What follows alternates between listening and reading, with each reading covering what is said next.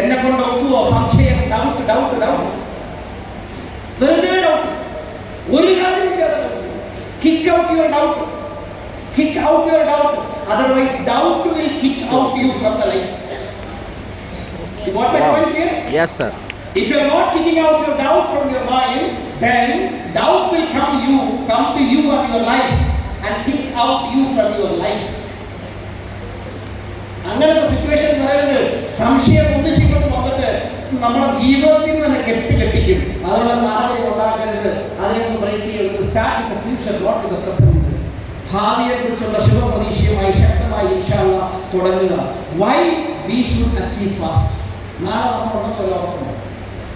ഞാൻ പലപ്പോഴും പുതുവത്സരം ആഘോഷിക്കുമ്പോൾ ഏതെങ്കിലും ഒരു സ്ഥലത്ത് കൂടുതൽ ഞാൻ ഒറ്റയ്ക്ക് പോകാനാണ് ആഗ്രഹിക്കുന്നത്. കഴിഞ്ഞ വർഷത്തെക്കുറിച്ചൊന്ന് വിലയിരുത്തണം, പുതിയ വർഷത്തെക്കുറിച്ചൊന്ന് ആലോചിക്കണം. കഴിഞ്ഞ വർഷത്തിൽ എന്തൊക്കെ വീഴ്ചകൾ ചെയ്തു, എന്തൊക്കെ നേടാമായിരുന്നു ഞാൻ നേടിയില്ല, എന്റെ മടിയും മനസ്സതയും തെറ്റുകൾ എവിടെയായിരുന്നു, അടുത്ത വർഷം പരിഹരിക്കാനുള്ള ലക്ഷ്യങ്ങൾ എഴുതി വെക്കും എന്നൊരു ശക്തമായി വർക്ക് ചെയ്യും. ആ രീതിയിൽ വർക്ക് ചെയ്തതിനെ പറ്റിയിട്ടുള്ള സിറ്റുവേഷനാണ് ഞാൻ നിങ്ങളോട് പറയുന്നത്. നമ്മൾ പെട്ടെന്ന് ഞാൻ ചിന്തിക്കുമ്പോൾ എഴുതി വെക്കുന്നത് 2026 ഡിസംബർ ഒരു പക്ഷേ എന്റെ ജീവിതത്തിലെ അവസാനത്തെ മാസമാണെങ്കിൽ I have to do many things, right? Robert frost പറഞ്ഞതുപോലെ woods are lovely, dark and dim.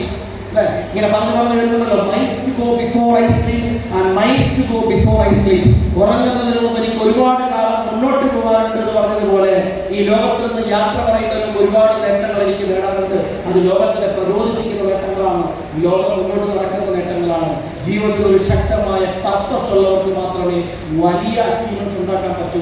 അല്ലെങ്കിൽ അച്ചീവ്മെന്റുകൾ താൽക്കാലികമായി പോകും, ശാശ്വതമായി വരേണ്ട അച്ചീവ്മെന്റ് പോലും നശ്വരമായി പോകും. അതുകൊണ്ട് ജീവിതത്തിൽ ഒരു പർപ്പസ് ഉണ്ടാക്കണം. ആ പർപ്പസാണ് ഞാൻ അണ്ടർലൈൻ ചെയ്ത് വെച്ചിരിക്കുന്നത്. ഈ ലോകത്തിൽ ഒരു സൃഷ്ടിപ്പും ഒരു കാരണവുമില്ലാതെ നടന്നിട്ടില്ല, ഒരു ഉദ്ദേശമില്ലാതെ ഒന്നും സൃഷ്ടിക്കപ്പെട്ടിട്ടില്ല. അവ ലോകത്തിലെ ഏറ്റവും വലിയ മനുഷ്യൻ സൃഷ്ടിപ്പ് മനുഷ്യനാണ്. Learn to get in touch with the silence. നമ്മുടെ ഉള്ളിലുള്ള ആ ഒരു പർപ്പസിനെ നമ്മൾ തിരിച്ചറിയണം. And know everything have a purpose. എല്ലാവർക്കും ഒരു പർപ്പസ് ഉണ്ട്. Correct or not? So each of us നമ്മൾ ഓരോരുത്തരും ജനിച്ചത് പോലും ഒരു പർപ്പസിന് വേണ്ടിയിട്ടാണ്. നമ്മുടെ വിരൽത്തുമ്പുകൾ വ്യത്യസ്തമാണ്, നമ്മുടെ കണ്ണിന്റെ ലെൻസ് വ്യത്യസ്തമാണ്, നമ്മുടെ മുടിയിഴകൾ പോലും വ്യത്യസ്തമാണ്, നമ്മുടെ ചിന്തകൾ അതിലേറെക്കാൾ വ്യത്യസ്തമാണ്. അങ്ങനെയാണെങ്കിൽ ഈ ലോകത്തിൽ നമ്മുടെ കോൺട്രിബ്യൂഷൻ വ്യത്യസ്തമാകണം. നമ്മൾ ചെയ്തില്ലെങ്കിൽ ലോകത്തിന് അതിന്റെ കുറവുണ്ടാകും. ലോകത്തിന് അതിന്റെ കുറവുണ്ടായിട്ടുണ്ടെങ്കിൽ ആ കുറവിന് സമാധാനം പറയാൻ ഞാനും നിങ്ങളും ബാധ്യസ്ഥരാണ്.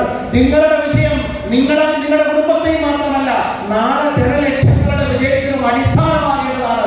അതുകൊണ്ട് നിങ്ങൾ വിജയിച്ചില്ലെങ്കിൽ നിങ്ങൾ സങ്കടപ്പെടുമെന്ന് മാത്രമല്ല, ലക്ഷക്കണക്കിന് കുടുംബങ്ങളുടെ സങ്കടത്തിന് കാരണം പോലുമായി തീരും എന്ന് ചിന്തിച്ചുകൊണ്ട് അങ്ങനെയുള്ളവരെ വിജയിപ്പിക്കാനുള്ള ഒരു ശക്തമായ ഒരു പർപ്പസ് ഉണ്ടാക്കണം. അങ്ങനെ ഞാൻ എഴുതി തയ്യാറാക്കിയ എന്റെ പർപ്പസാണ് ഞാൻ എഴുതി വെച്ചിരിക്കുന്നത്.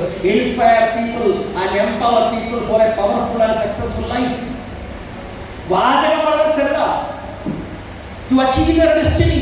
വാചകം വളരെ ചെറുതാ. എന്താണെന്നറിയോ? പവർഫുൾ ലൈഫ് എന്ന് പറഞ്ഞാൽ മനസ്സാഗ്രഹിക്കുന്ന പോലെ ജീവിക്കാനുള്ള ശേഷി ഉണ്ടെങ്കിൽ then it is powerful. Successful life എന്ന് പറഞ്ഞാൽ ജീവിതത്തിന്റെ എല്ലാ മേഖലകളിലും നമ്മൾ വിജയിക്കണം, നല്ല ആരോഗ്യം ഉണ്ടാക്കണം, ആത്മീയമായി ശക്തിപ്പെടണം, സമൂഹത്തിൽ കോൺട്രിബ്യൂഷൻ കൊടുക്കണം, കരിയറിൽ വലിയ അച്ചീവ്മെന്റ് ഉണ്ടാക്കണം, അതേപോലെ തന്നെ അവൻ കുടുംബത്തിൽ അവരുടെ ആളുകളുമായിട്ട് നല്ല റിലേഷൻഷിപ്പ് ഉണ്ടാക്കണം. ഇങ്ങനെ എല്ലാ മേഖലകളിലും വിജയിക്കുന്നവരായിട്ട് മാറണം. അങ്ങനെ നിങ്ങൾ ഒരു ലക്ഷ്യം എഴുതി തയ്യാറാക്കണം, ഒരു പർപ്പസ് എഴുതി തയ്യാറാക്കണം. അങ്ങനെയാണെങ്കിൽ നിങ്ങൾക്ക് ഈ യുദ്ധത്തിൽ ഫാസ്റ്റസ്റ്റ് അച്ചീവ്മെന്റ് ഉണ്ടാവുള്ളൂ. സാർത്ഥമായ നേട്ടത്തിന് വേണ്ടി നമ്മൾ പ്രവർത്തിച്ചാൽ വലിയ നേട്ടങ്ങൾ ഉണ്ടാവില്ല.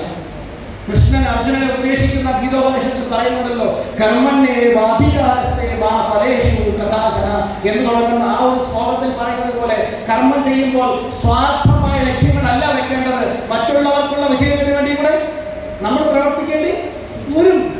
ജീവിതത്തിന്റെ നിസാരതയെ കുറിച്ചൊക്കെ രാമായണത്തിലുമൊക്കെ അല്ലേ, ലക്ഷ്മണോപദേശത്തിലൊക്കെ എടുത്തു പറഞ്ഞിട്ടില്ലേ? ഞാൻ ആ കവിത എപ്പോഴും ഓർമ്മിക്കാറുണ്ട്. എന്തിനാണെന്നറിയോ? ആൾക്കാരെ കേൾപ്പിക്കാനല്ല, എനിക്ക് ഓർമ്മപ്പെടുത്താൻ വേണ്ടിയിട്ടാണ്.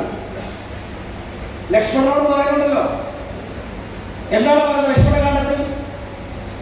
വത്സ സൗമിത്ര കുമാരൻ നീ കേൾക്കണമല്ലേ, വത്സ സൗമിത്രേ കുമാരൻ നീ കേൾക്കണം, വത്സരാജ്യം വെളിഞ്ഞെന്നുടെ വാക്കുകൾ. ഇങ്ങനെ പറഞ്ഞു അല്ലേ? ജ്യേഷ്ഠനോടുള്ള റെസ്പെക്ട് എത്രത്തോളമാണെന്ന് ഞാൻ അറിയുന്നുണ്ട്. എന്നിട്ട് ഇങ്ങനെ പറഞ്ഞു ഈ ലോകത്തിന്റെ നിസാരതയെ കുറിച്ച് പറയാ, ഭോഗങ്ങളെല്ലാം ക്ഷണപ്രഭാചന്ദ്രം വേഗേന നഷ്ടമായുസ്സുമോർക്കമി വഹി സന്തപ്ത ലോഹസ്ഥാപു വിഗുണ സന്നിധി ദീർഘം മർത്യജന്മം ക്ഷണഭംഗൂരം. അത് പറയുന്നതാണ്, ഒരു ചുട്ടുപഴുത്ത ഒരു ലോഹത്തിന്റെ മുകളിലേക്ക് ഒരു തുള്ളി വെള്ളം വീണാൽ അത് ബാഷ്പമായി തീരാൻ എത്ര സമയമെടുക്കും? അത്രേ ഉള്ളൂ ഈ ലോകത്ത് മനുഷ്യന്റെ ജീവിതം. അതുപോലെ തന്നെ പാമ്പിന്റെ വായിൽ അകപ്പെട്ട ഒരു തവളയുടെ ഒരു പിക്ചർ വായിട്ടുണ്ട്. അതുപോലെ തന്നെ മനുഷ്യന് ഒരു പെരുവഴി അമ്പലത്തിൽ ഒരു രാത്രി തങ്ങാമെന്നൊരു സത്രത്തിൽ തങ്ങാമെന്നൊരു യാത്രക്കാരനെ പോലെയാണ് ശ്രീരാമൻ ലക്ഷ്മണനോട് ഉപദേശിക്കുന്നത്. അതുകൊണ്ട് കാമമോഹ ക്രോധത്തിനുള്ള എല്ലാ പഞ്ചമോഹങ്ങളിൽ നിന്നെല്ലാം ഫ്രീ ആയിട്ട് ഈ ക്ഷമ അവലംബിച്ചുകൊണ്ട് മുന്നോട്ട് പോകണമെന്നാണ് പറഞ്ഞു പഠിപ്പിക്കുന്നത്. എന്തുകൊണ്ടാണ് എഴുത്തച്ഛൻ അദ്ദേഹത്തിന്റെ ഈ എഴുത്തച്ഛന് നാട്ടിൽ വന്നതാണ് ഞാനിത് പറയുന്നത്. നമ്മൾ ക്ഷമയോടുകൂടി നമ്മൾ സത്യവും വലിയ ഒരു വിജയവും സ്വാർത്ഥതയില്ലാത്ത ലക്ഷ്യവും ജീവിതത്തിന്റെ നിസ്സാരതയും നിന്നുകൊണ്ട് നിങ്ങൾ ഈ കൃത്യം ചെയ്താൽ നാളെ മൈ ലൈഫ് സ്റ്റൈലിന്റെ ഏറ്റവും ടോപ്പ് അച്ചീവ്മെന്റ്സ് വരാൻ പോകുന്നത് ഈ ഓഡിറ്റോറിയത്തിൽ 100% ഉത്തരവാദിത്തം ഏറ്റെടുക്കും.